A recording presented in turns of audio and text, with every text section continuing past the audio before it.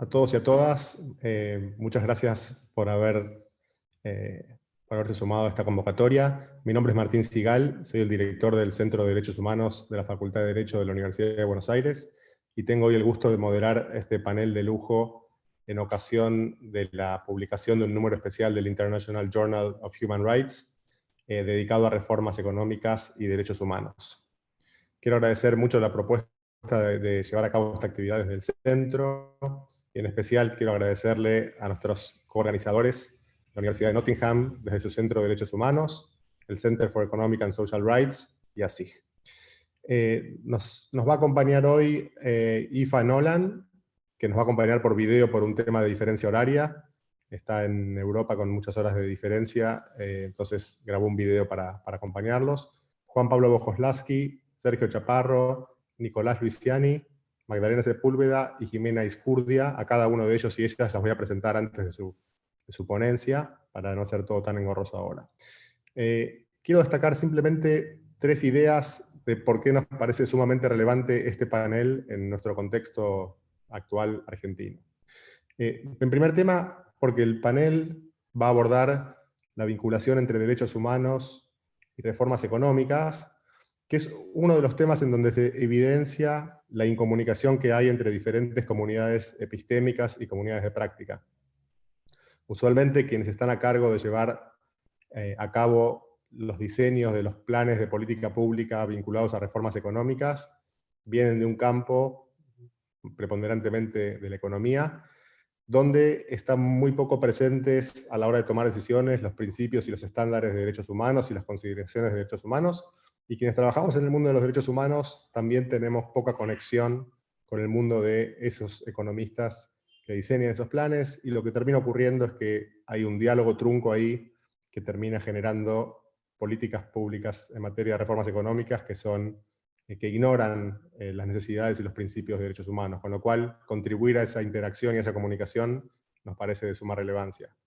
Una segunda razón que nos hace estar muy orgullosos de estar teniendo esta discusión tiene que ver con un asunto central de las políticas públicas, que es la posibilidad de medir el impacto en derechos humanos de esas políticas y la posibilidad de planificar esas políticas.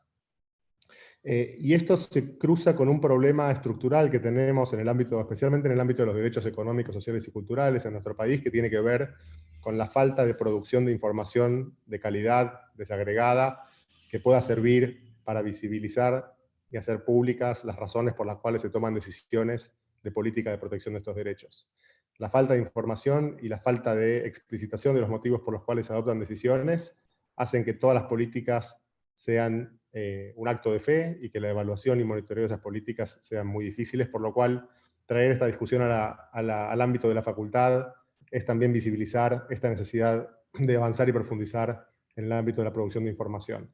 Y el tercer dato, que es casi una obviedad, es el contexto coyuntural argentino, en el cual los temas de reformas económicas están a la orden del día en muchas dimensiones. Estamos en un proceso de renegociación con el Fondo Monetario Internacional, estamos atravesando la pandemia con unos impactos tremendos en la economía, en la desigualdad, en la pobreza. Se está discutiendo el presupuesto en el Congreso en este mismo momento. La necesidad de tener criterios para trabajar en materia de políticas económicas con perspectiva de derechos humanos es evidente, especialmente cuando en un país que requiere un poco de planificación a mediano y largo plazo. Entonces también hay una dimensión coyuntural que hace que sea fundamental tener esta discusión. Por todo esto, creo que tenemos por delante 1 hora y media para intentar sacar algunas conclusiones que nos permitan pensar de qué modo podemos, a través del trabajo en derechos humanos, acercarnos a esa comunidad epistémica, tender puentes y tratar de que se construyan las políticas de reforma económica con una mejor perspectiva de derechos humanos. Dicho esto, vamos a pasar al panel. Nuestra primera expositora va a ser Aoife Nolan, que es una profesora de la Universidad de Nottingham, es la directora del Centro de Derechos Humanos de la Facultad de Derecho de esa universidad, y tiene suma experiencia en diferentes ámbitos de los derechos humanos y ha sido pionera en estas discusiones vinculadas a los lazos entre políticas económicas, presupuesto, derechos humanos, con un especial foco en derechos de la niñez. Así que dicho esto, vamos a escuchar el video de Aoife, que son 6 minutos, porque como decía, lo repito para los que llegaron después, por razones de horario ella no puede estar porque está con una diferencia horaria muy pronunciada. Así que ponemos ese video compartiendo pantalla, les pedimos que apaguen las cámaras mientras dure el video para no colapsar el Zoom, y luego retomamos. Muchas gracias. Hello. I want to start by saying a huge thanks to the organizers of the event, BA and CESR. The Human Rights Law Centre at the University of Nottingham, which I co-direct, is absolutely thrilled to be part of this event, and we're very appreciative of the efforts all the organisers have made. I'm very sorry not to be able to be there with you live. I'm afraid that the time difference makes that very challenging. So I'm going to present a few quick thoughts to you by video. I'd be very happy if anyone is interested to see follow-up either by email, on Twitter, or whatever. But I hope that my thoughts will help to contribute and shape some of the discussions. I want to start by focusing on hot topics, namely the vexed relationship between human rights and economic policy reform. The global financial and economic crisis that kicked off in 2007-2008 rapidly accelerated academic, policymaker advocacy tension on the human rights and economic policy disconnect. And these disconnects between human rights and economic policy have come back into very sharp focus as the economic fallout of the COVID-19 pandemic and its potential impacts on human rights have become ever clearer. However, it is important to recognise both the successes and the ongoing challenges in terms of work focused on the link between human rights and economic policy reform up to this point. On the one hand, there has been growing deployment of human rights as a discourse, as a conceptual framework to critique economic policy-making inputs, outputs, and processes in terms of their impact on human dignity, lived experience, and life opportunities. On the other hand, there has been even greater recognition of the serious challenges with regard to leveraging human rights to engage meaningfully with economic policy making. And we've seen these challenges both conceptually, in terms of standards, methodologically, in terms of tools, and in terms of practical input. That said, we have seen great strides being taken on the conceptual front over the last decade through the development of understanding of human rights standards from an economic policy-making perspective. And this has, for instance, included the elaboration of previously recognized, but really very underdeveloped human rights standards such as non-retrogression, maximum available resources, extraterritorial obligations.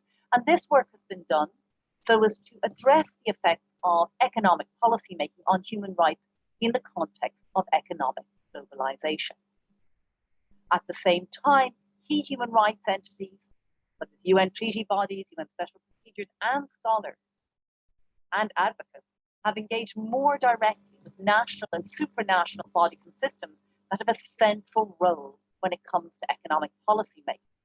And of course, this is included, and we will hear more about this from other speakers this evening, this is included engaging with bodies that have historically been regarded, and in some instances at least, had sought to portray themselves as out with or outside the human rights schema.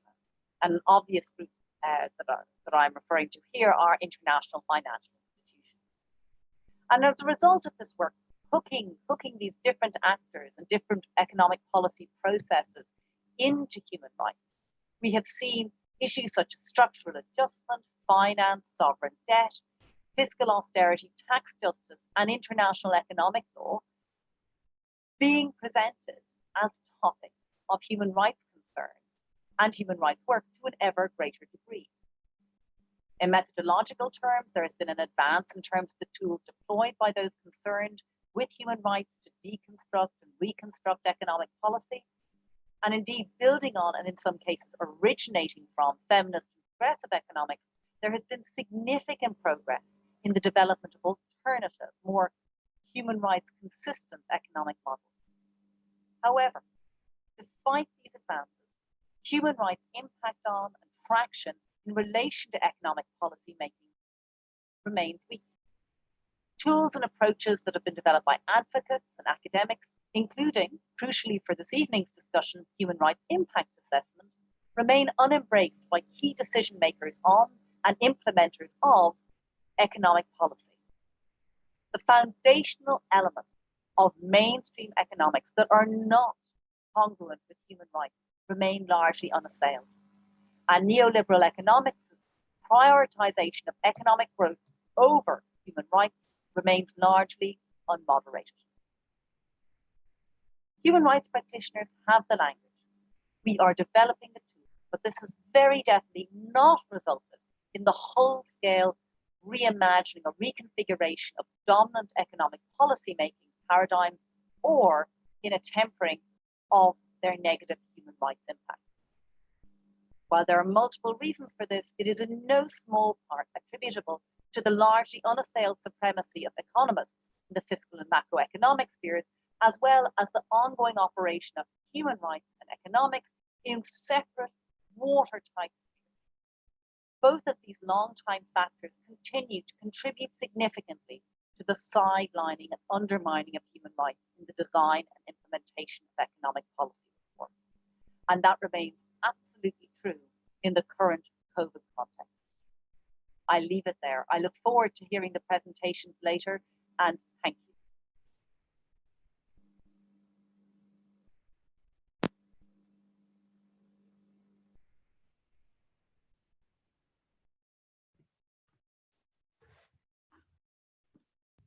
Muy bien, pueden reiniciar sus cámaras.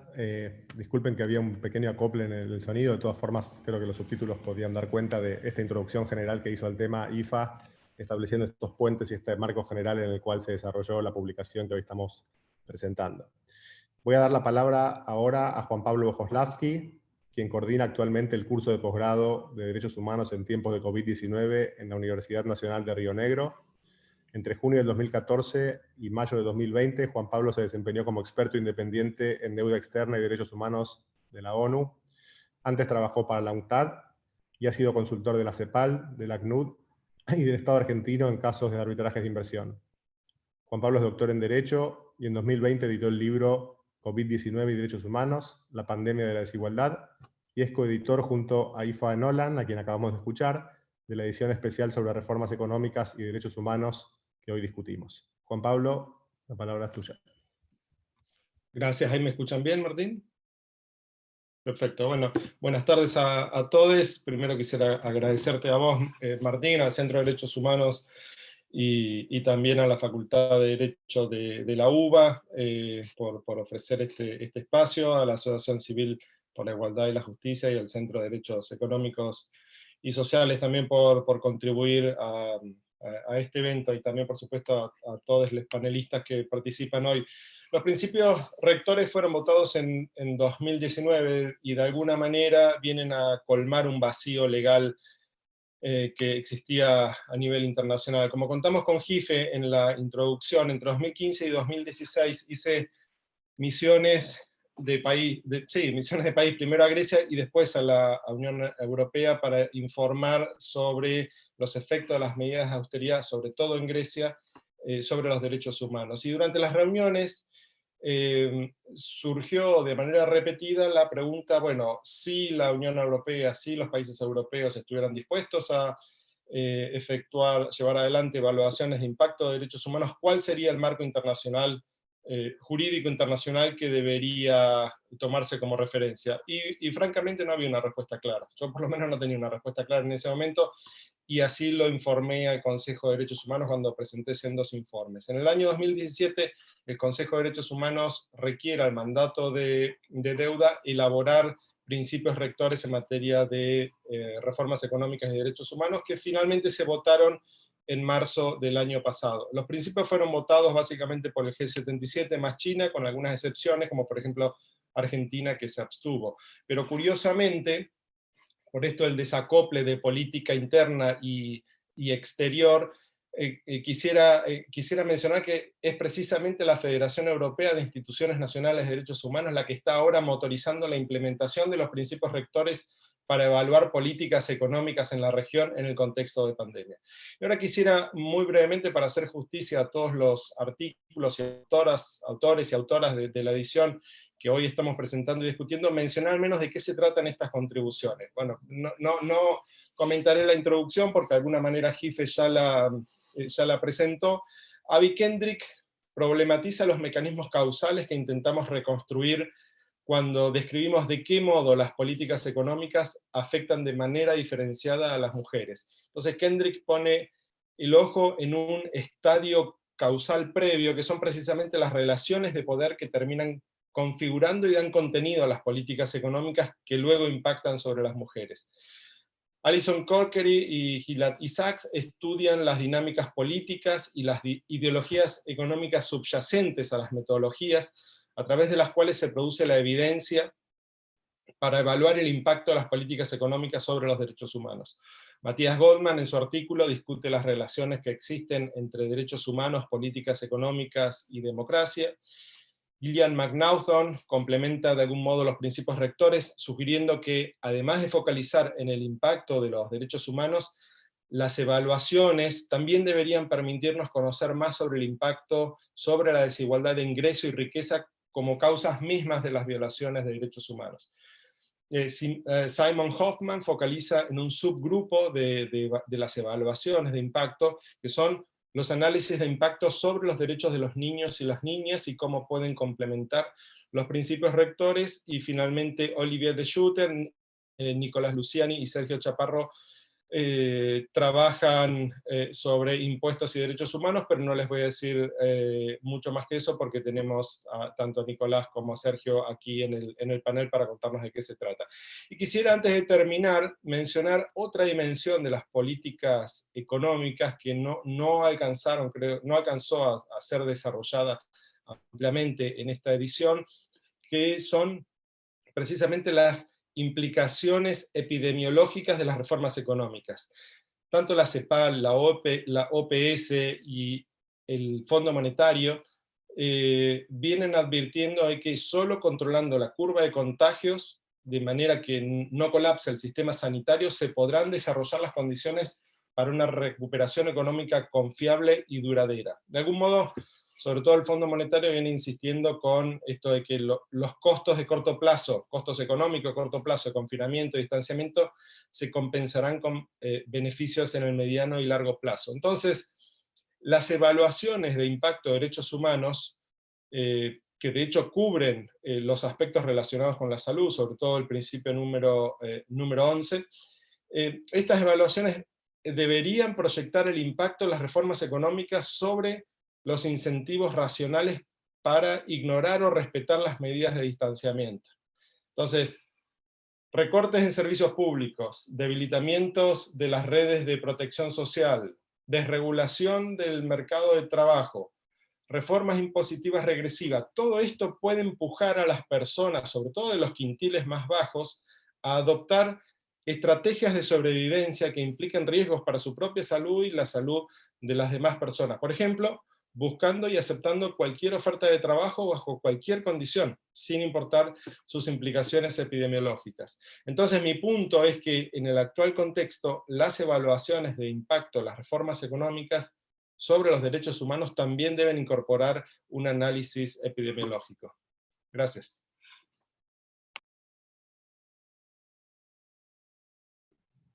Juan Pablo, muchas gracias por la introducción, el sobrevuelo de la obra y por esta dimensión epidemiológica del análisis que debemos realizar. Vamos a retomar sobre esto más adelante. Aprovecho para comentar que quien quiera formular algún tipo de pregunta o comentario lo haga por el chat y nosotros vamos a ir ordenándolos y presentándolos para agruparlos, así no tenemos un caos de micrófono. Bueno, ahora después de Juan Pablo le voy a dar la palabra a Sergio Chaparro. Sergio es oficial del programa del Center for Economic and Social Rights, es economista y magíster en Derecho de la Universidad Nacional de Colombia, y es coautor del artículo sobre tributación y derechos humanos del journal que estamos hoy presentando, junto con Olivier de Schutter y Nicolás Luciani, que también está aquí presente, y va a presentar algo relacionado con ese artículo en esta exposición. Así que Sergio, todo tuyo. Muchas gracias, Martín, y un saludo a todas y todos. Quisiera empezar por agradecer al Centro de Derechos Humanos de la UBA, a SIG y a la Universidad de Nottingham, y en particular a Juan Pablo IFA por su liderazgo y persistencia para sacar este gran número que hoy nos convoca adelante. Es realmente un honor estar en este panel y en tan buena compañía con colegas que han contribuido al avance de este tema y que también son grandes amigos y amigas que me da mucho gusto volver a ver. Yo me voy a concentrar en la exposición en presentar 3 ideas sobre esta discusión de derechos humanos y reformas económicas, en qué estado de la discusión se está enmarcando, y hablar un poco sobre el trabajo del Center for Economic and Social Rights en el marco de esa discusión. El artículo que escribimos con Nico y con Olivier de Schutter lo abordará Nico Luciani más adelante en su presentación. Entonces quisiera empezar por decir que el trabajo de derechos humanos en relación con estos temas está, a nuestro juicio, entrando en una nueva etapa. Estamos pasando de establecer los vínculos conceptuales entre los derechos humanos y la política económica a ya articular una visión positiva sobre cómo los derechos humanos pueden reformar la política económica y replantear la economía. Los principios rectores, las contribuciones al número especial que hoy estamos discutiendo y el trabajo de organizaciones como CSR y otras, del que hablaré en detalle en un momento, reflejan precisamente un paso adelante en esta discusión. Desde CSR contribuimos con 2 artículos, además de el que tuve la oportunidad de ser coautor, un artículo escrito por mi colega Alison Corker y Gilad Isaacs, sobre los sesgos de la economía neoclásica que pueden hacer la evidencia proveniente de este enfoque incompatible con lo que demandan las evaluaciones de impacto en derechos humanos que los principios rectores desarrollan. Pero quisiera resaltar que estas y las otras contribuciones del volumen, que recomiendo mucho, representan realmente un salto cualitativo en la discusión hacia esta visión proactiva. La segunda idea que quiero transmitir es la necesidad de que esta visión proactiva comience a ser reconocida por otros actores en el campo de los derechos humanos. Un proceso que tomará tiempo, pero que viene ya aconteciendo, y un ejemplo de ello es el discurso del secretario general de la ONU, en su discurso sobre enfrentar la pandemia de la desigualdad, donde propone un nuevo contrato social para una nueva era. Y ahí, digamos, es claro cómo la pandemia nos está enfrentando a una disputa sobre la narrativa de qué tipo de visión conceptual, de marco conceptual debe guiar los debates claves sobre desigualdad y política económica en la pospandemia, para que los actores del movimiento de derechos humanos debemos estar preparados. Y en ese sentido creo que necesitamos autocrítica dentro del movimiento, así como trabajar en colaboración con los actores del campo de justicia ambiental y económica y otros aliados claves para estar preparados para esta disputa que se viene. Y en ese marco quisiera presentar la tercera idea, que tiene que ver con el trabajo colaborativo que CSR viene desarrollando con organizaciones aliadas, pues ese trabajo se centra en articular y promover una visión de una economía basada en los derechos. Con Christian Aid, otra organización que está abordando estos temas, lanzamos recientemente un informe que explora cómo los derechos humanos pueden ayudarnos a transformar nuestras economías. Y el informe básicamente muestra cómo los estándares y principios de los derechos humanos dan fuerza, contenido y concreción a valores fundamentales como la dignidad, el equilibrio, la solidaridad, la responsabilidad y la justicia, que están resonando en los debates actuales sobre visiones alternativas de la economía, incluyendo la economía dona, el decrecimiento, entre otras. Ese artículo también señala cómo el enfoque de derechos podría transformar a las áreas claves de la política económica, incluidos los sistemas de protección social, la regulación corporativa o las políticas fiscales. Y sobre este último tema, junto con 6 organizaciones de la región, incluidas ASIG y el CELS en Argentina, estamos impulsando un proceso amplio para desarrollar un conjunto de principios y directrices de política fiscal y derechos humanos que llevan esa discusión al tema fiscal, que ya empezó a trazar los principios de rectores de una manera muy clara sobre esa visión positiva que implica en términos de lineamientos de política. En un diálogo, por ejemplo, que tuvimos la oportunidad de convocar con la Iniciativa Global para los Derechos Económicos, Sociales y Culturales, que coordina Magdalena Sepúlveda, vimos cómo estas discusiones como el proceso constituyente en Chile precisamente requerirán como esta posibilidad de que el movimiento de derechos humanos articule la posibilidad de una política fiscal basada en derechos humanos. Con nuestra serie de derechos en la recuperación, en CSR estamos traduciendo los estándares de derechos humanos en herramientas útiles para que los activistas de la justicia social hagan demandas claras de cambio de política en el contexto de la pandemia. Y finalmente estamos brindando evidencia de nuestro trabajo colaborativo en diversas regiones, incluyendo América Latina, Egipto, Botsuana, para resaltar la necesidad de una crítica y de un cambio de paradigma en la política económica y en la política fiscal en particular, con un enfoque de derechos humanos. Entonces quisiera resaltar la importancia de esta discusión y precisamente cómo nos sitúa en un nuevo paso en el desarrollo de estos temas que los artículos de este volumen contribuyen a desarrollar muy bien. Muchas gracias.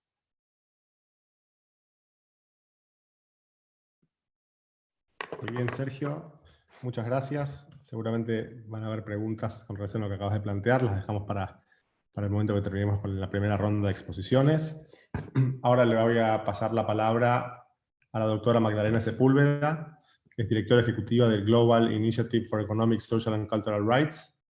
También es miembro de la Comisión Independiente para la Reforma de la Fiscalía Corporativa Internacional y del panel del alto nivel de las Naciones Unidas sobre responsabilidad financiera internacional, transparencia e integridad para lograr la Agenda 2030. Del 2008 al 2014 fue relatora especial de las Naciones Unidas sobre la extrema pobreza y los derechos humanos, y del 2013 al 2017 formó parte del panel de expertos de alto nivel sobre seguridad alimentaria y nutrición del Comité de Seguridad Alimentaria Mundial de las Naciones Unidas.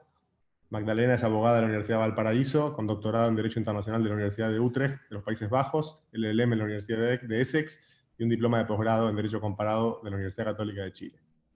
Ese fue un resumen de su currículum. Por razones de tiempo, le doy la palabra a Magdalena.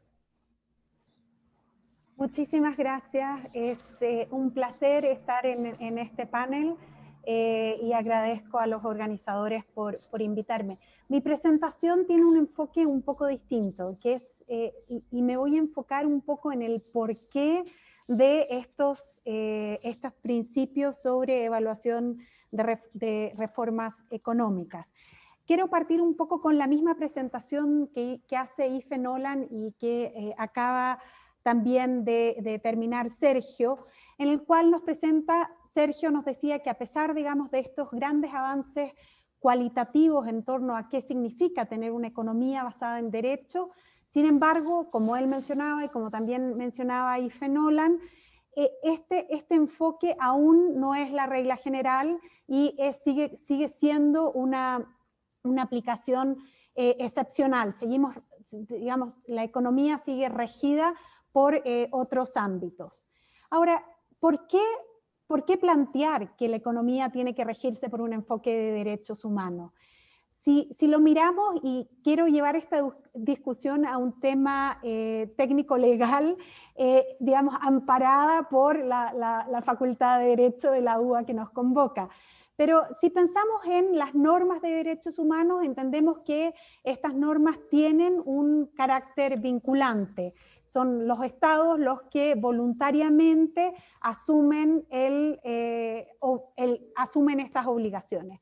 Sin embargo, si hablamos de principios rectores relativos a las evaluaciones de los efectos de las reformas económicas, o los principios rectores que mencionaba Sergio respecto, los principios directrices respecto a los derechos humanos en la tributación, ¿por qué un Estado, por qué un tomador de decisión pública debiera sentirse obligado por este tipo de normas? Y es un poco a eso a lo que me voy a tratar de enfocar hoy, y voy a terminar con un enfoque sobre los principios rectores relativos a la evaluación de los efectos de impacto. En primer lugar, quiero decir que los principios y directrices para clarificar el contenido y alcance de las normas de derechos humanos se han dado desde finales de los 80. Es muy común que se preparen estos principios y directrices para dar lugar sobre todo a una mayor especificación del contenido de las normas del Pacto Internacional de Derechos Económicos, Sociales y Culturales. Vemos, como decía, desde finales de los 80, principios importantes, como fueron los principios de Limburgo del año 86, las directivas de Maastricht sobre violación de los DESC del año 97, tenemos más adelante las directrices de Maastricht también sobre la extraterritorialidad de las obligaciones en materia de DESC, que se fueron adoptando en el 2011. Estos principios y directrices se han dado lugar no solo en el marco de derechos económicos, sociales y culturales, hay principios y directrices muy importantes que dan lugar a, o que desarrollan el alcance y contenido de normas de derechos civiles y políticos, como son, por ejemplo, los principios de Siracusa sobre limitación y derogaciones, que se dieron ya en el año 84, o los principios de Johannesburgo sobre libertad de expresión. Ahora bien, estos tipos de principios y directrices se dan en una serie de materias.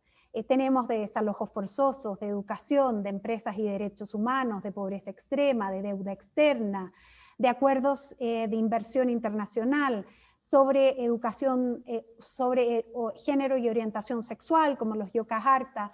Y estos principios y directrices se han adoptado a través del tiempo de unas maneras muy diversas. Muchos de ellos se han adoptado dentro del marco de negociación de un foro intergubernamental, en base a la antigua Comisión de Derechos Humanos o el actual Consejo de Derechos Humanos. Y este es el caso de los principios que nos convocan.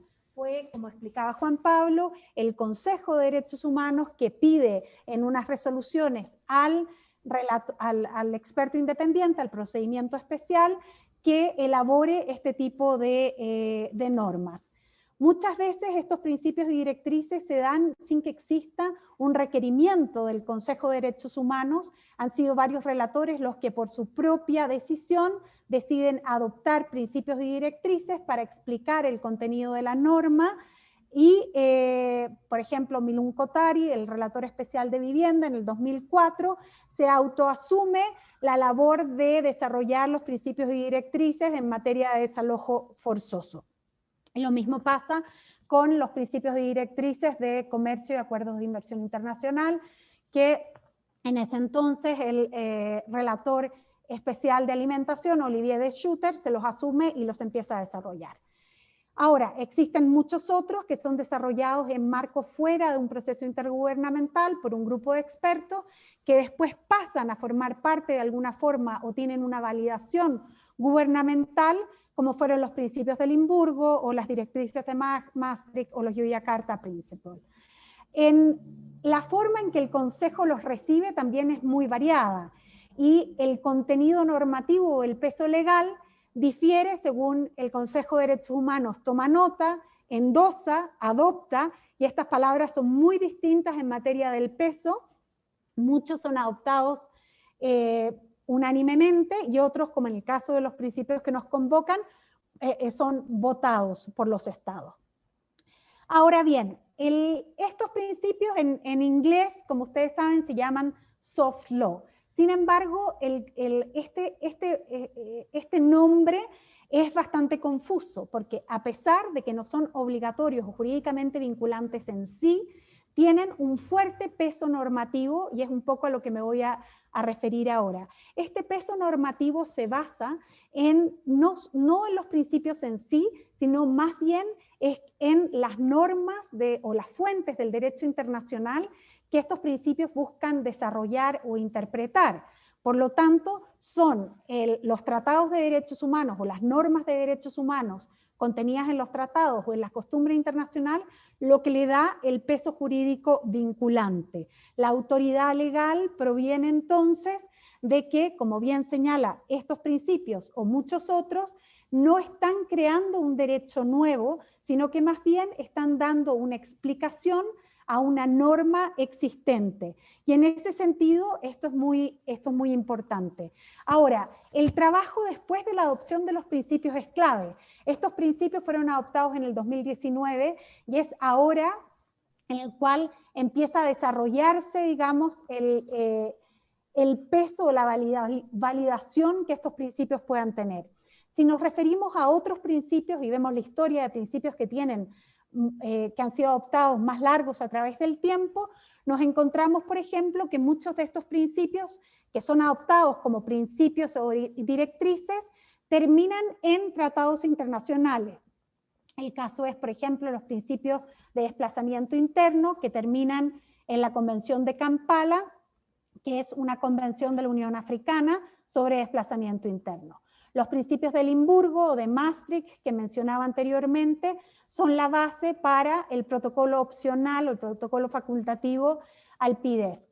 Con mucha frecuencia, y esto es lo que la sociedad civil organizada tiene que tratar de lograr con los principios que se están presentando hoy, los principios terminan encapsulados en leyes domésticas. Esto ha pasado mucho a través del tiempo, a través de muchos principios, y es el caso, por ejemplo, de los de desplazamiento interno, los de empresas y derechos humanos, los de desalojo forzosos, que pasan a ser estos principios la base de legislación nacional que se adopta, y por lo tanto estos principios pasan esta de soft law, se acercan más a la ley y quedan muy adoptados como ley.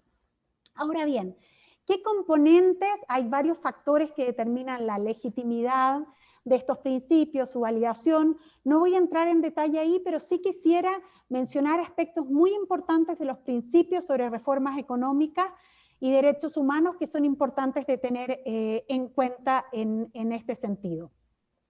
En primer lugar, un tema novedoso de los principios es que busca consolidar que se dan obligaciones no solo a los estados, que son los principales obligados en materia de derechos humanos, sino que los principios también se refieren a las obligaciones de las instituciones financieras internacionales en sí, y no solo la obligación de las instituciones financieras internacionales respecto a los miembros, o sea, a los estados miembros, sino como organismos en sí.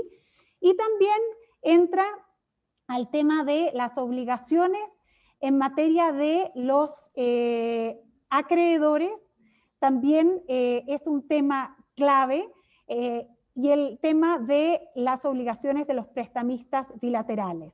¿En qué sentido es un tema clave? Al hablar de obligaciones de acreedores privados, es muy interesante que los principios habla de las obligaciones de los acreedores privados, por ejemplo, en el principio 16, no solamente como una obligación negativa, en el cual tendrían que abstenerse de impedir el respeto, la protección o el cumplimiento de las obligaciones de derechos humanos por parte de los países, sino que también de una manera positiva, en cuanto es que buscan que se le pide a estas mismas entidades que tienen que evaluar los efectos de su política, de sus propias acciones y de las actividades financieras que ellos mismos están realizando.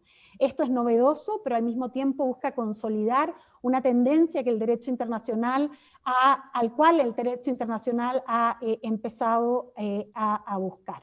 Finalmente, otra parte importante es el impacto de género, que busca que se haga un impacto de género. Esto también está, digamos, realmente a la vanguardia de extender una interpretación del derecho internacional de los derechos humanos que es bastante novedosa, en el cual se busca llegar, digamos, a actores más importantes. Finalmente, quisiera terminar concluyendo de lo que buscan los principios es realmente algo que, como todo ciudadano, pensamos que debiera ser bastante lógico. Pensamos que cada vez que se toma una decisión de reforma económica, se pueda evaluar cosas bastante básicas. O sea, los principios buscan, en primer lugar, que se vea cuál es el impacto que va a tener, si hay en el disfrute de los derechos humanos, cuál es el impacto en los grupos más desventajados y en el tema de género, identificar cuáles serían las medidas regresivas y las opciones alternativas, y las medidas preventivas y paliativas. Yo creo que como ciudadanos, en cualquier tipo de reforma económica, esperamos que este tipo de evaluaciones se haga ex ante, como bien dicen los principios, antes, durante y después.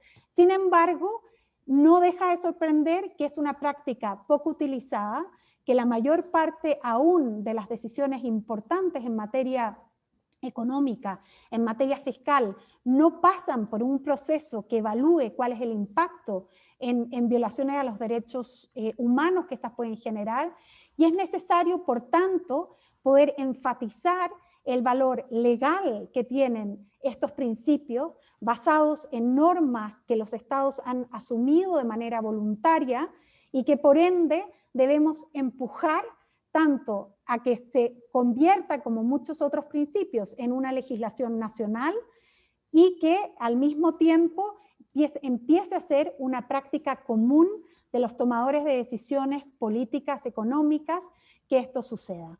Muchísimas gracias, lo dejo aquí y espero poder engancharme en las preguntas. Muchas gracias. Muy bien, muchas gracias, Magdalena. Ya nos contarás qué tipo de estrategias pensás que se pueden adoptar para lograr semejante objetivo. Más adelante en las preguntas probablemente hablemos de eso. Nicolás Luciani va a ser nuestro siguiente expositor. Nicolás es asesor senior de Oxfam, aboga por políticas económicas y tributarias más justas, ahora en particular en Estados Unidos. Lidera el equipo de Oxfam investigando las prácticas de abuso tributario por parte de empresas farmacéuticas norteamericanas. Antes de Oxfam, Nico fue el creador del programa de derechos humanos en la política económica de CESR. Sus últimas publicaciones incluyen Poder, Ganancias y la Pandemia, de la extracción empresarial para unos pocos a una economía que funciona para todos, y es coautor con Sergio Chaparro y Olivier de Schutter del artículo al cual se refirió Sergio. Así que, Nicolás, la palabra es tuya. Muchas gracias a todos los organizadores, los copanelistas y los que están participando hoy. Es realmente una pena que no podamos estar juntos en persona. Me acuerdo de esos días que podríamos juntarnos en Buenos Aires, sobre todo porque ha sido una larga noche aquí en los Estados Unidos y no se encuentra ni una gota de mate por aquí. Me encantaría tomar mate con ustedes. Pero bueno, hoy voy a comenzar a hablar un poquito sobre el tema de la política fiscal internacional y cómo se relaciona con los derechos humanos y cómo el derecho internacional, los derechos humanos, y en particular los principios rectores, pueden ayudar a mejorar las reglas internacionales sobre estos temas de fiscalidad y sobre todo la tributación, la grabación de empresas globales, sociedades multinacionales. Como ustedes saben, en el mundo entero cada año perdimos más o menos 600 mil millones de dólares perdidos por elusión fiscal por parte de sociedades multinacionales. Es una gran parte de muchos presupuestos nacionales públicos y es un obstáculo, entre otros, para realizar los derechos humanos. ¿Y por qué? Primero, pues es el dinero, los recursos están perdidos cada año. Segundo, ese tipo de pérdida de recursos también tiene efecto en las desigualdades entre personas en la sociedad. Cuando haya, por ejemplo, austeridad, como saben, sobre todo en Argentina, eso crea desigualdades, discriminaciones, en particular entre hombres y mujeres y otro tipo de discriminación. Tercero, cuando haya grandes empresas multinacionales que no están pagando lo justo en términos de impuestos, crea una cierta desconfianza entre los ciudadanos residentes de un país y sus autoridades públicas. Que no tienen tanto que ver con los recursos, sino la falta de justicia, que nosotros pagamos y esos pocos ahí arriba no pagan. Ahora que estamos en la pandemia, justo cuando las autoridades públicas necesitan la confianza del pueblo para poder combatir el COVID en términos de limitaciones, distancia, cosas así que necesitan confianza entre el pueblo, no está ahí. También los recursos que no están, que deberían estar con los gobiernos, están con las empresas multinacionales.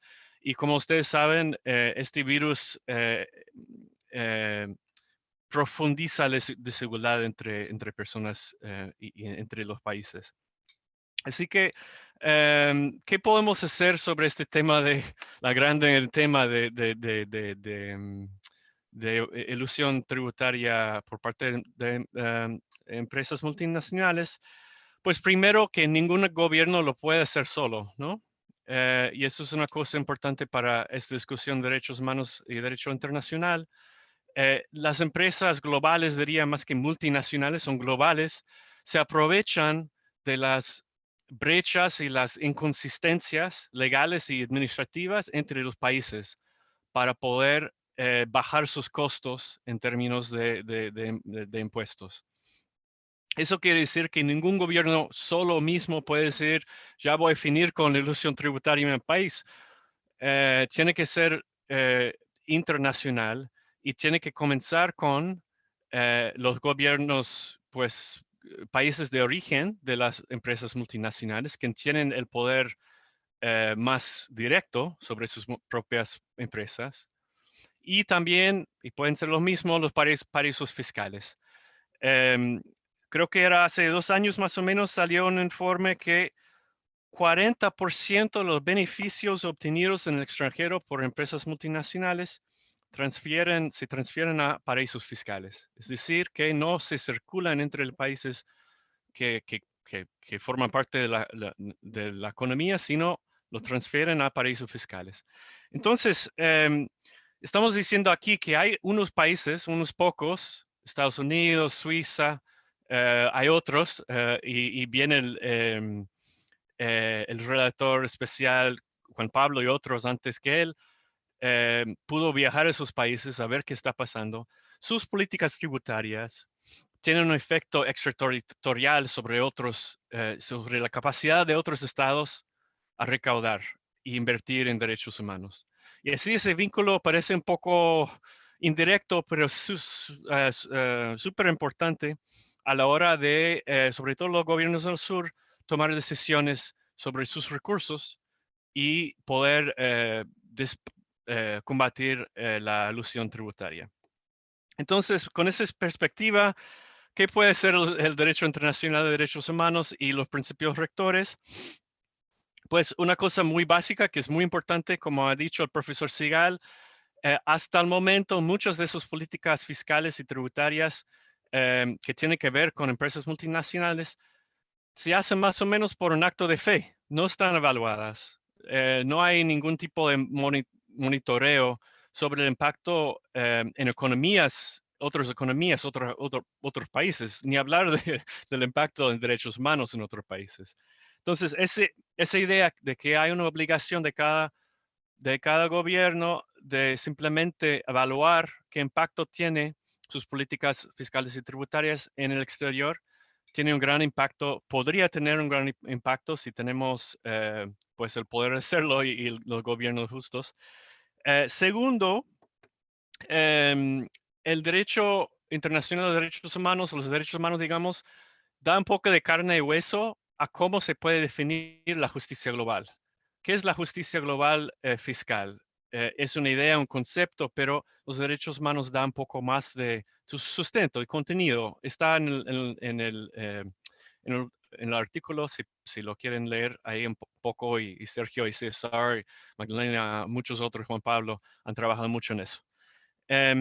Y luego, y creo que eso sí se está afectando mucho las decisiones sobre las reglas internacionales tributarias al momento.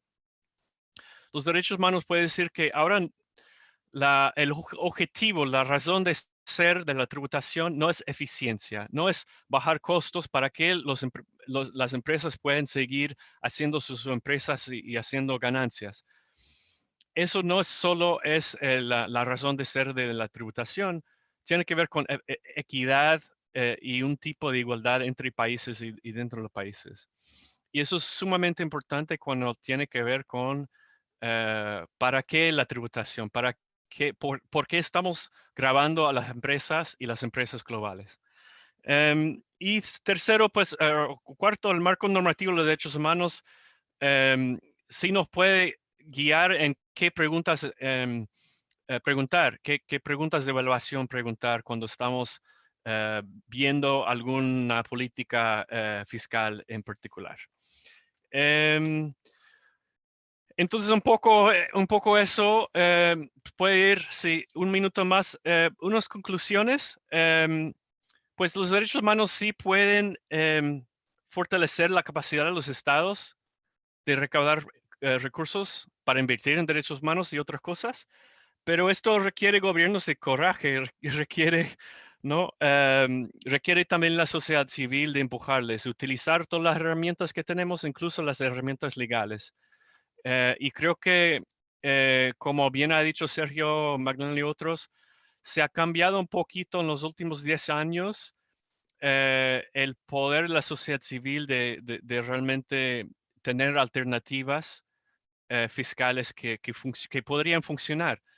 Y me encantaría destacar el trabajo de CRICT aquí, que es un grupo internacional, un comité internacional independiente que tiene como objetivo dar alternativas a las reglas internacionales actuales. Y creo que Magdalena no lo ha dicho, pero es parte de ese comité también. Estamos muy orgullosos de tenerle ahí en ese comité. Y es una forma de que los derechos humanos, las ideas, las normas, tal vez los mecanismos legales y de otro índole puede manifestarse en alternativas tributarias internacionales. Y bueno, eso es todo. Me gustaría mucho entrar en más discusión más adelante. Y gracias por la oportunidad. Muchas gracias, Nico. Le voy a dar la palabra ahora a Julieta Izcurdía, es coordinadora del programa de justicia fiscal de ASIG, es abogada por la Universidad Nacional de La Plata y candidata a magíster en Derechos Humanos por la Universidad Nacional de Lanús. Julieta, adelante. Gracias, Martín, y gracias a todos quienes organizaron esta discusión súper interesante. Mi idea es traer un poco de información más vinculada con el análisis de la política fiscal en nuestro país, a la luz de los principios y de lo que viene sucediendo en el contexto de esta pandemia.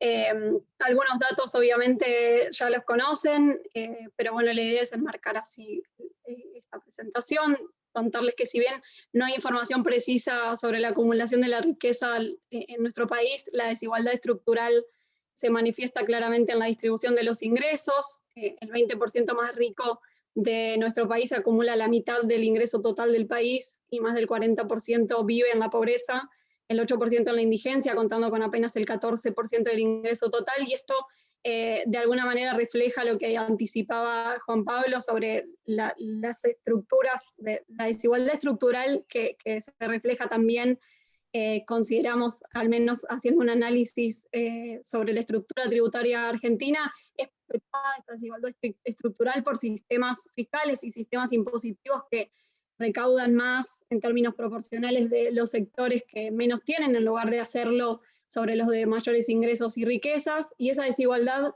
se agrava en el caso de las mujeres, que en nuestro país representan el 70% del decil más bajo de ingresos, mientras que en el decil más alto hay una sobrerepresentación de varones y las mujeres representan menos del 40%, y también en el caso de las niñas y niños, la pobreza en ese caso asciende a más del 60%. Entonces ahí también cobra total relevancia la necesidad de impulsar evaluaciones de impacto en estas poblaciones. Pensando un poco en el impacto de esta crisis, en esta desigualdad que ya caracterizaba a nuestro país hace muchísimos años, vemos una gran disminución de los ingresos de la mitad de la población que en Argentina trabaja en la informalidad, un gran aumento de la tasa de desocupación y obviamente un impacto diferencial en términos de género al momento de desplazarse las tareas de cuidado al interior del hogar. La última información publicada por el Ministerio de Educación en conjunto con UNICEF indica que de cada 10 personas que brindan apoyo en el proceso educativo, 9 son mujeres, y eso tiene un impacto claramente en términos también económicos y de acceso al trabajo de las mujeres. Después, hay un gran desafío en términos de gasto público y recaudación en Argentina desde marzo hasta este momento, hasta septiembre, agosto son los últimos datos que hemos relevado. El gasto creció más de un 20%, pero la recaudación cayó un 25%, y a pesar de que durante el año, como muchos países, Argentina ha hecho un aumento de la inversión pública, se ve igual una profundización de la desigualdad en el aumento de la pobreza. Aumentó más del 10%, que era un poco lo que anticipaba la CEPAL, pensando en si Argentina no interviniera o el Estado no interviniera para mitigar los efectos de esta crisis. Así todo, con el aumento del gasto, la pobreza y la indigencia aumentaron. Y haciendo un análisis más de qué se viene para el año próximo y las políticas más de la pospandemia, vemos que el presupuesto para el año que viene, si bien tiene un aumento en términos reales que se ajusta a la inflación estimada por el Poder Ejecutivo, cae un 16% con relación al presupuesto vigente este año, al mes de septiembre, y la reducción más importante es en función de seguridad social. Y se explica porque, por ejemplo, el ingreso familiar de emergencia, que fue un programa creado en el marco de esta crisis como una transferencia directa sobre todo a los sectores de menores ingresos, no está previsto para el año próximo. Hay una caída importante de algunos programas como la tarjeta alimentaria, el seguro de desempleo e incluso la asignación universal por hijo, que son todas políticas que intentan llegar o garantizar un piso mínimo de protección social para los sectores de menores ingresos. Y viendo esta situación, obviamente se da en un contexto de renegociación de la deuda con el FMI, creemos que es muy importante contar con las herramientas que nos ofrecen los derechos humanos para exigir y demandar políticas fiscales que permitan a los grupos más afectados por esta crisis y que ya venían siendo estructuralmente discriminados acceder a un piso mínimo de protección social, no como una respuesta de emergencia que se limite únicamente a la crisis. Y ahí el último informe de Oliver de Schutter indica que se ha visto que este tipo de reacciones han sido insuficientes, sino como un conjunto de derechos permanentes que garanticen una vida digna para estas poblaciones. Y en ese punto es que empezamos a pensar qué tipo de movilización de recursos pueden hacer los estados, y especialmente Argentina, para contar con fondos suficientes. Y creemos que la recaudación impositiva es hoy la fuente más importante para obtener estos recursos, la más sostenible, la más previsible, pero es decisivo de qué manera recaude el Estado. Y no puede hacerse siguiendo este patrón de recaudación en el que el 10% más pobre de la población argentina participa más en el pago de impuestos que en el reparto de los ingresos. Y hay una muy breve revisión de la estructura tributaria en nuestro país, y que es bastante característica de la región también. Es que el carácter regresivo de este sistema tributario obedece a problemas en su configuración, está sustentado en impuestos indirectos y regresivos. El 30% de la recaudación le explica el impuesto al valor agregado, mientras que menos del 1% lo explica bienes personales, y ha venido cayendo en la participación de la recaudación este impuesto, que es el que grava las riquezas.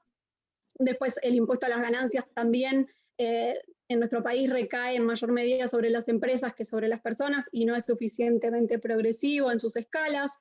Los impuestos patrimoniales, tal incluso contemplando los impuestos provinciales, llegan apenas al 4% del total de la recaudación, y un componente más que explica la regresividad de este sistema impositivo es el elevado gasto tributario que hay en Argentina, que alcanza el 3% del PBI. Para el año que viene representa el 12% del presupuesto de gastos, casi 4 veces lo que se va a invertir en asignaciones para la protección social, y se explica por numerosas exenciones complejas, poco transparentes, que se aprueban a través de procesos opacos, que terminan convirtiéndose en muchos casos en privilegios fiscales para sectores de altos ingresos.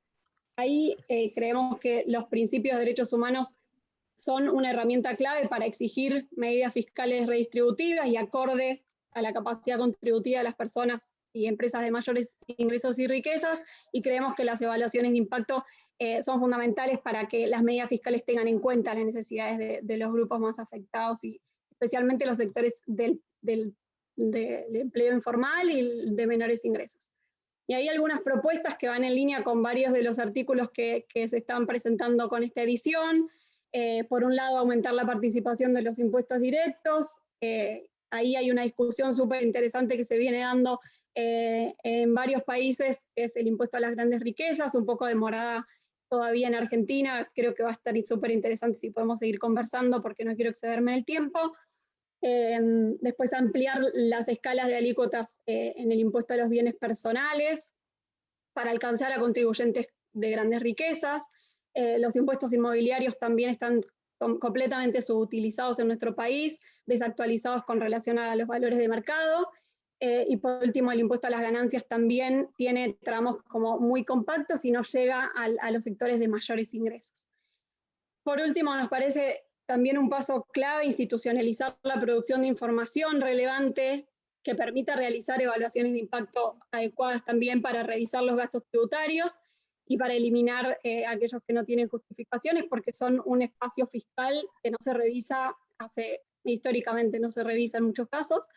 Y bueno, por último, también hay un gran desafío en ayornar estas evaluaciones de impacto con medidas para combatir la evasión y la elusión fiscal. Ahí hay varias ideas como crear registros de beneficiarios finales, que sea obligatorio informar toda la cadena de control de los grupos económicos, mayores controles a grandes contribuyentes, pero bueno, creo que estoy ahí con el tiempo y quedo abierta también para seguir discutiendo. Me parece que el aporte que ha hecho los principios también va a ser muy, muy importante para pensarlo en su implementación más local y seguir discutiendo cómo usarlos como herramienta para exigir medidas fiscales con enfoque de derechos. Muy bien, muchas gracias, Julieta. Cumpliste con el tiempo perfecto. Ahora yo te voy a dar pie para que amplíes algunas de las cosas que decías que querías ampliar. Así tenemos un poco más de eso que es interesante. Yo les voy a presentar una pregunta a cada expositor y expositora para que tengan una reacción de 2 o 3 minutos. Así vamos ordenando la conversación. Empezaría por Juan Pablo. Juan Pablo, me interesaría escuchar alguna reflexión a partir de tu experiencia sobre qué tipo de institucionalidad se requiere y qué tipo de institucionalidad es posible, especialmente en países como Argentina, para poder desarrollar metodologías y prácticas de evaluación de impacto. Eso sería una pregunta. En todo caso hago todas las preguntas y después tenemos todas las respuestas juntas. Así que eso sería para vos, Juan Pablo. Me interesaría, en base a tu experiencia, saber eso. A Sergio le quería preguntar, especialmente a partir de la provocadora exposición y del planteo de que desde el lenguaje de los derechos humanos se están habiendo cada vez más visiones propositivas acerca de la economía. ¿Cómo conversamos desde el lenguaje de los derechos humanos con los y las economistas que plantean que hay que tomar cierto tipo de medidas para generar más riqueza, para agrandar la torta, y entre ellos, por ejemplo, bajar impuestos, o tomar medidas para no asfixiar la economía y permitir crecimiento, y que plantean eso desde una perspectiva que supone que si no se hace eso, en realidad lo que se genera es más pobreza, más desigualdad, más postergación y demás? Me intriga saber cómo construís un argumento desde el lenguaje de los derechos humanos para abordar esa conversación, en esta idea de tender puentes entre comunidades epistémicas. A Nico le quería preguntar, dado el evidente problema de coordinación colectiva que supone el punto que hacías de los paraísos fiscales y de la competencia por atraer inversiones bajando impuestos, si crees que con la institucionalidad internacional existente se puede manejar y controlar ese problema, o si eso requeriría repensar la institucionalidad internacional para crear algún tipo de coordinación o de enforcement de las prácticas que vos suponés que son las adecuadas. Y a Magdalena le quiero hacer una pregunta vinculada a su exposición, que tiene que ver con qué tipo de prácticas crees que la sociedad civil puede llevar a cabo para intentar darle más fuerza normativa a principios como estos en base a tu experiencia. Y también una pregunta que se va un poquito de tu exposición, pero por todas las cosas que has escrito y que hemos leído tuyas, me permito hacértela, que es ¿cómo ves que el lenguaje de derechos humanos o el discurso de los derechos humanos está posicionado, está avanzando o no para abordar cuestiones de desigualdad vertical o desigualdad de distribución de la riqueza? Si sentís que estamos en una dirección donde vamos hacia eso, o si estamos en un límite en el discurso, como dicen muchos críticos del discurso de los derechos humanos. Y por último, a Julieta, tomando su oferta de expandirse un poco más sobre el impuesto a la riqueza, cómo ves este tipo de impuestos, no en abstracto, sino en un contexto como el argentino, donde convive con cuestionables gasto público, con las exenciones fiscales opacas que planteabas vos recién, si crees que es una medida adecuada o no. En todo caso, problematizar un poquito sobre eso, que es un tema que probablemente a muchos asistentes les interese. Dicho eso, entrego la palabra en el orden, supongo que en el mismo orden que empezamos. Empezamos con Juan Pablo. Vale, bueno, gracias Martín por la pregunta. Hace 20, 25 años, cuando se planteaba la necesidad y la obligación de llevar a cabo análisis de impacto ambiental en proyectos de infraestructura, por ejemplo, pensábamos que era, desde el punto de vista científico, una locura, que era una utopía, que era simplemente imposible desde el punto de vista técnico. Hoy forma parte de los protocolos cotidianos para el desarrollo de proyectos. Con esto quiero decir que tengo la impresión que, sobre todo en los últimos años, con los desarrollos que ha habido en el campo del análisis, la evaluación de impacto de reformas económicas sobre los derechos humanos, está pasando algo similar. Por ejemplo, la Comisión por la Igualdad de Escocia regularmente lleva a cabo esta práctica y tiene una metodología bastante sofisticada en cuanto, por ejemplo, a determinar cuáles son los efectos diferenciados sobre las mujeres solteras de determinados barrios en ciertas ciudades que puede tener el aumento de 2 puntos de IVA sobre determinados productos. Y bueno, seguramente Sergio, Nico pueden hablar acerca del grado de sofisticación que logró el Center for Economic and Social Rights a través del modelo, el framework de Opera. Los propios principios rectores hacen hincapié en la necesidad de trabajar y desarrollar indicadores tanto cuanti como cualitativos, es decir, no es descabellado, todo lo contrario, pensar en, por ejemplo, invitar a personas que serán probablemente impactadas por ciertas reformas para que atestiguen cómo, por ejemplo, el debilitamiento en ciertos servicios sociales va a afectar sus derechos. Y aquí es muy importante recordar, tomar lo que Alison menciona en su artículo acerca de tenemos que estar muy atentos a cuál es la ideología económica y política subyacente a los indicadores que elegimos y construimos para producir estos informes, estas evaluaciones. Acerca de quién debe llevar adelante estas evaluaciones, también los principios, creo que el número 22 establece una serie de principios en cuanto a que deben ser evaluaciones independientes, sólidas, creíbles, con perspectiva de género, y específicamente en el caso de Argentina, creo que el desarrollo incipiente que hay en materia de análisis presupuestario con perspectiva de género puede ser una buena puerta de entrada para el desarrollo de mayor institucionalidad en el país, en el campo de los análisis, las evaluaciones de impacto de los derechos humanos. Creo que se ha hecho un camino importante en ese sentido, en materia de análisis presupuestario, pero que necesariamente debe ser más comprensivo y más sofisticado. Bueno, voy a dejar ahí porque creo que ya hablé demasiado. Muy bien, entonces le paso a Sergio. Después le voy a dar a Magdalena la palabra, que tenía que irse muy puntual, así no está sufriendo con el tiempo. Después de Sergio, Magdalena. Muchas gracias, Martín. No, muy buena pregunta. Yo dividiría la respuesta en 3 partes. Digamos, una primera aclaración que yo creo que hay que hacer es que pues realmente el enfoque dominante en economía, que es la economía neoclásica y que se asocia con lo que se denomina la economía neoliberal, es realmente un enfoque frente al cual hay que desmontar mitos y hay que desmontar dogmas de política. Esos dogmas de política tienen que ver con concepciones que se defienden desde una idea muy limitada de lo que significa el bienestar humano, que hace parte del núcleo de la economía neoclásica, basada en el utilitarismo, digamos, una filosofía política caduca también a la luz de nuevos desarrollos, como lo plantea muy bien el artículo de Alison Corker y de Gilad Isaacs en el número que se está lanzando, y como ya lo ha plantado Amartya Sen en detalle.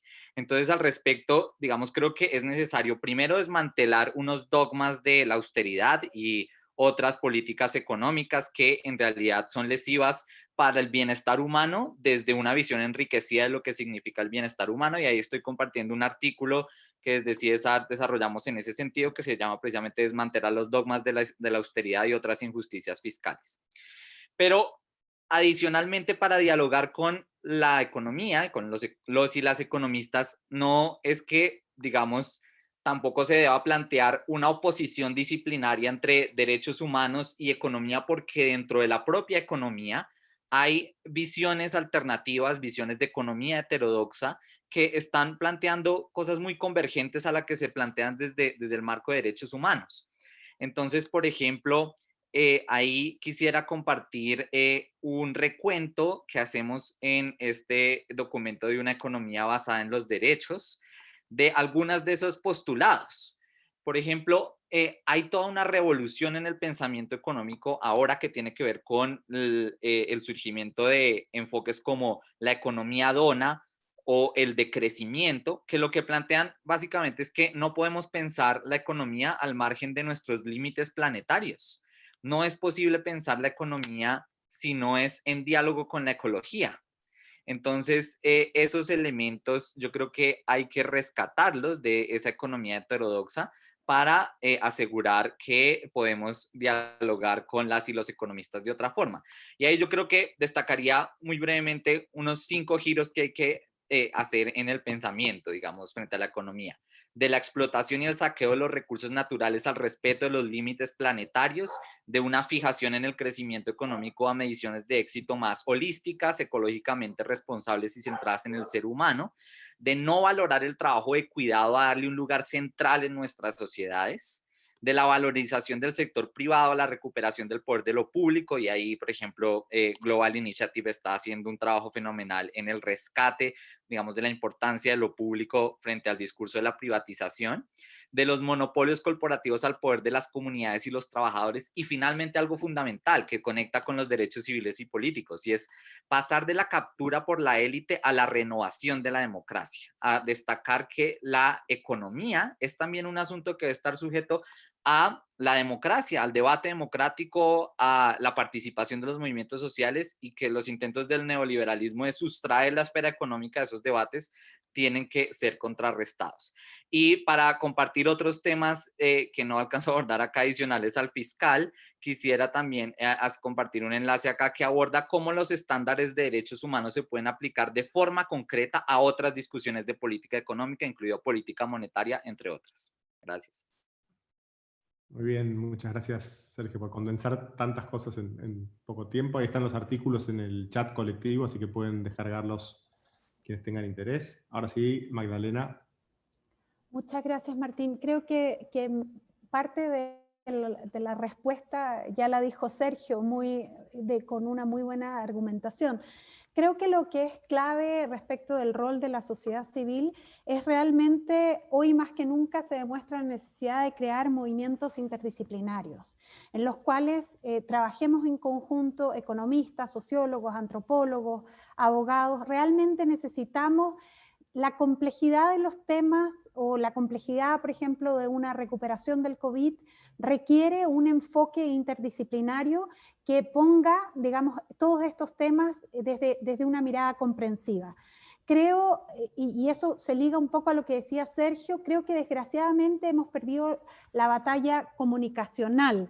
En muchísimos temas de economía, creo que este mensaje neoliberal de que la política del goteo o de que solo a través del crecimiento económico podemos llegar a sacar de la pobreza a los grupos más vulnerables, este mito también de que solo las empresas privadas hacen un uso más eficiente de los recursos y que no tienden a la corrupción y que por lo tanto es la mejor forma de gobernar. Creo que realmente, por dar estos ejemplos, estos son mitos que debemos desbancar. hemos perdido, o que finalmente hay que dar exenciones fiscales, perdón, a las empresas transnacionales porque si no, no invierten. Todos estos son mitos. La evidencia, la academia ha probado que todo esto no es cierto. Sin embargo, los medios de comunicación, muchas veces en países como Argentina o en Chile, por ejemplo, que hay muy poca pluralidad de los medios, que están dominados por el sector o por la élite económica, nos siguen machacando con un mensaje que no es cierto. Por lo tanto, creo que la manera de seguir adelante es realmente armarnos de la evidencia en equipos multidisciplinarios y que hagan esta evidencia accesible al ciudadano y a la ciudadana común. Y es necesario este trabajo en conjunto. Respecto de tu otra pregunta, y para tratar de contestarla también brevemente, creo que el discurso de los derechos humanos es esencial. Y aquí estoy hablando deliberadamente de un discurso de derechos y no solamente del aspecto normativo.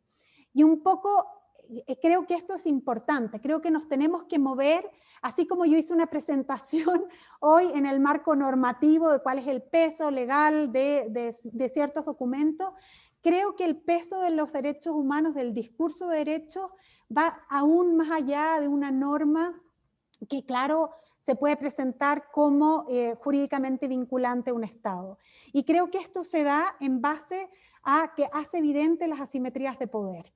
Y es esto lo que tenemos que hacer valer, son las asimetrías de poder en las decisiones de políticas económicas, que es lo importante. Y en este sentido podemos aplicar esta mirada a muchísimas cosas.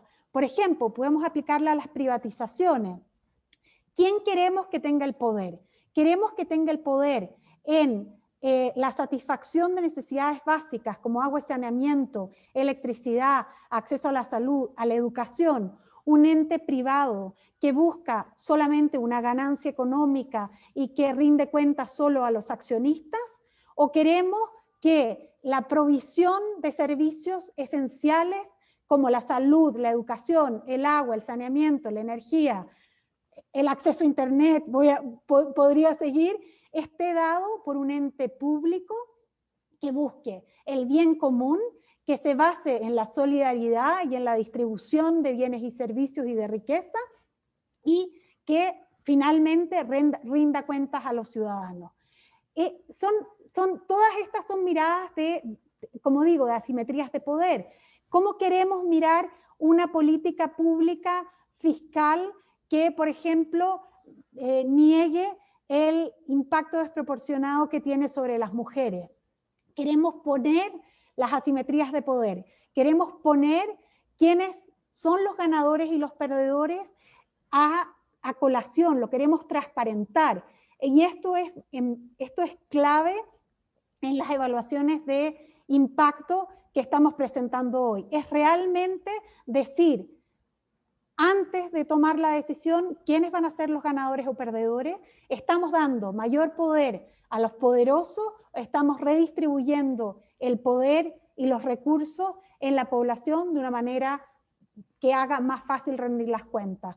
Por lo tanto, creo que, digamos, a tu segunda pregunta, sí, efectivamente, creo que el discurso de derechos y la norma de derechos nacional o internacional tiene un rol importantísimo que jugar, y somos en parte la academia, la sociedad civil organizada, los que frente a la catástrofe que estamos viviendo, y en este sentido aún más la catástrofe que se avecina en la región, somos una de las regiones que va a estar más impactadas por el COVID.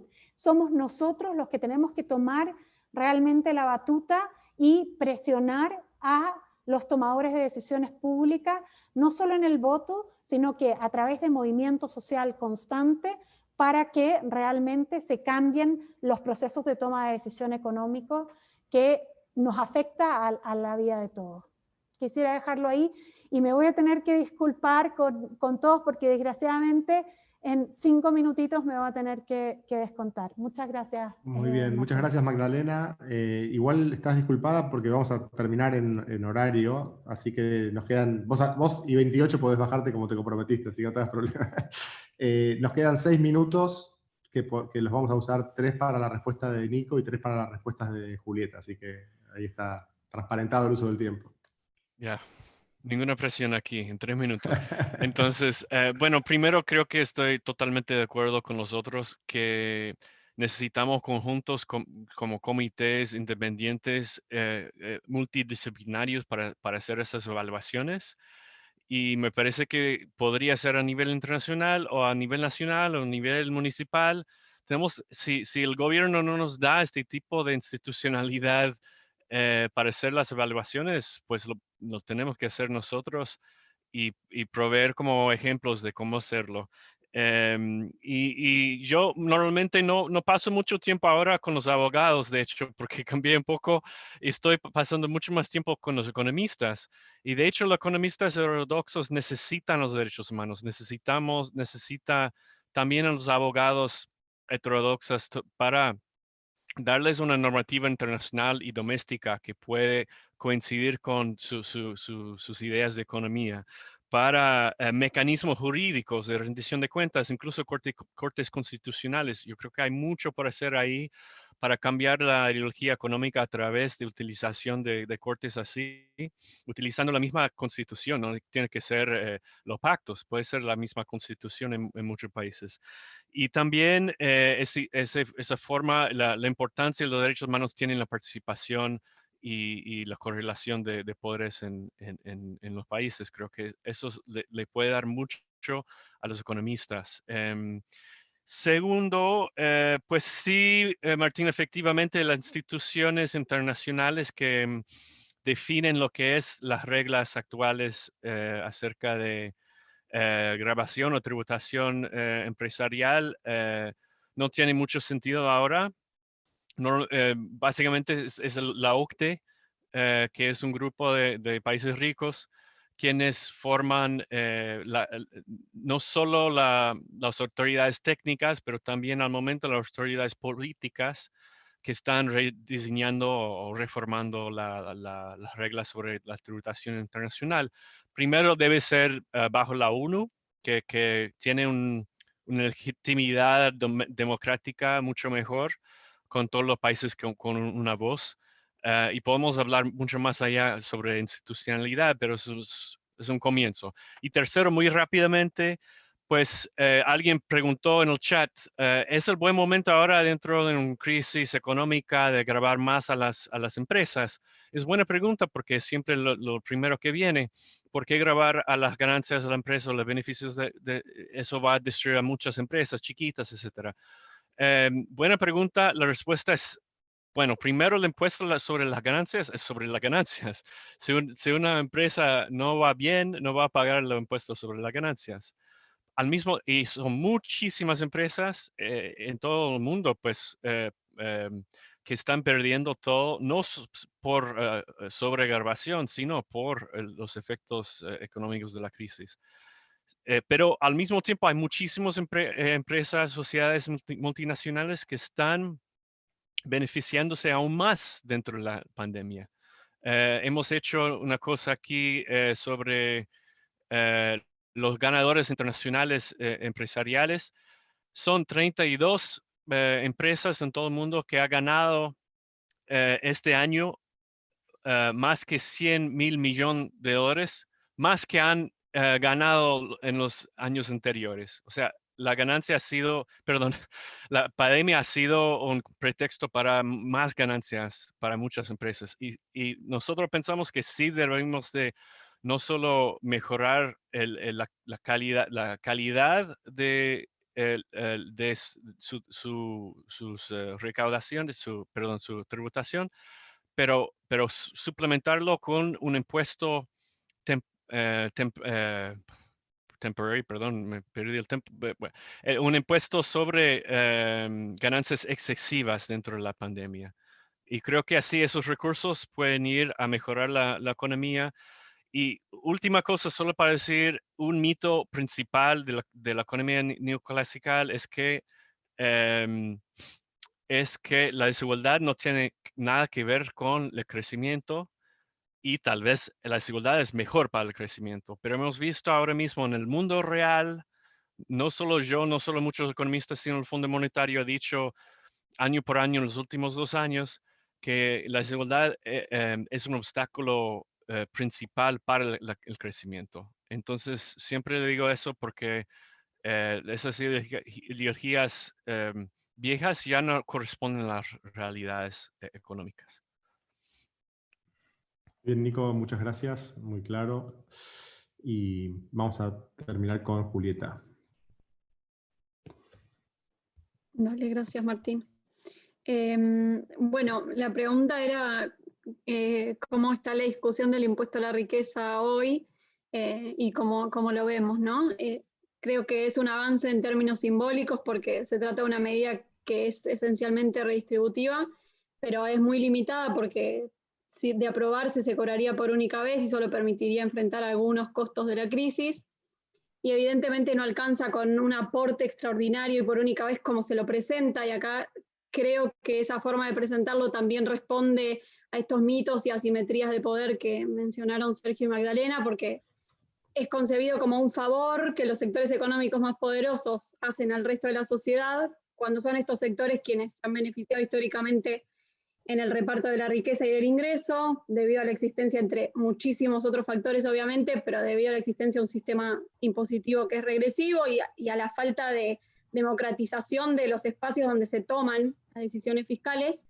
Y ahí, bueno, Oxfam propone que como salida a estas iniciativas de impuestos extraordinarios, se debería aplicar durante varios años o debería hacerse una reforma integral que incorpore un impuesto a las grandes fortunas. Y creemos que en Argentina ya existe un impuesto que debería gravar las grandes fortunas y es el impuesto a los bienes personales.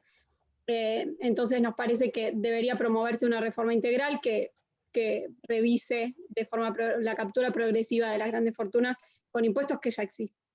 Sin embargo, también nos parece que no parece estar dado el clima político o partidario para aprobar este impuesto. De hecho, se empezó a plantear públicamente en abril, pero si bien se discutió en comisión, en la Cámara de Diputados, no parece ser hoy una prioridad en la agenda legislativa. Incluso las últimas notas como periodísticas indican que se está evaluando absorber este impuesto a las grandes fortunas en una reforma tributaria que también se viene anunciando hace meses y no hay todavía un borrador ni un proyecto presentado. Así que, solo para cerrar, imagino que la batalla cultural que hay que dar para impulsar esa reforma integral es bastante grande, pero creo que los derechos humanos nos dan un marco muy importante para impulsarla y tenemos que encontrar la forma. Espero que no se me haya cortado mucho internet porque estoy con problemas de conexión. ¿Sí? Muy bien, buenísimo. Está perfecto. Bueno, muy bien, muchas gracias. Estamos en horario. Cada una de las respuestas merecían un par de repreguntas y una discusión más profunda, pero bueno, lamentablemente el tiempo no nos alcanza. Quiero agradecer enormemente a Nicolás, a Juan Pablo, a Julieta, a Sergio, a Magdalena y a IFA por haber estado compartiendo esta jornada con nosotros. Espero que haya sido de interés para los asistentes y lo que vamos a hacer es, dado que estamos grabando, vamos a circular el link después para que quienes quieran extenderlo a quienes no pudieron venir o en todo caso que sea accesible, podamos revisitar la conversación. Así que simplemente agradecerles y los invitamos a continuarla en algún encuentro próximo. Muchas gracias. Gracias a ustedes. Un abrazo. Gracias a todo el mundo. Hasta luego. Adiós.